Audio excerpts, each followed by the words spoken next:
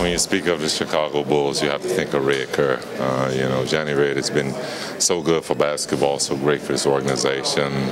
You know, just a great guy to spend my career here with, you know, traveling with and the announcers, and, you know, a guy who, you know, he called the game the way it was. And, you know, the voice, the passion that he has and shares for the game, millions and millions of people will continue to miss hearing him on the sidelines. Johnny was one of those guys, no matter where you are, you know, he always had a joke or something to kind of, you know, keep things loose. And, you know, even tonight, you know, he still has that same humor.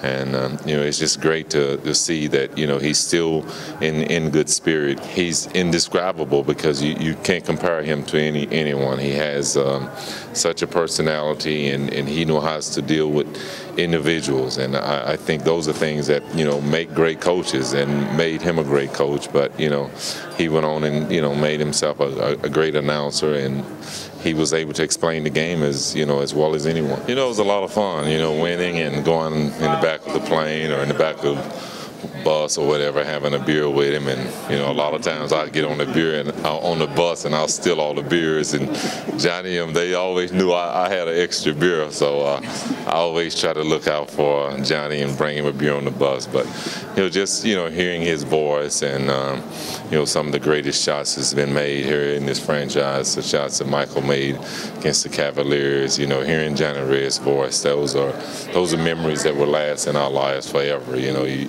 hear some of the great announcers from the Boston Celtics, announcers from the Lakers in their championship era, but, you know, nothing better than Johnny Red Kerr. It seemed like he really brought you guys together, you and Michael. I know you both had the ritual with him. Yeah, I mean, we have to give him credit for it. I mean, we spent our whole career with him, and, you know, he was one of those announcers that, you know, he never really criticized us, you know, and if it was some criticism, it wasn't constructive criticism. You know, it was to try to help us, and you know, we actually learned from it. And you know, it's just great as a player to be able to play with someone like that, because the other side to that you could be flying on the plane with an announcer that you don't like, the ones that criticize you about every mistake. But, you know, Red, he was able to express it in a different way, and you know, I think we all appreciate the way he expressed the game. You know, you look at that great statue out there, and you think, wow,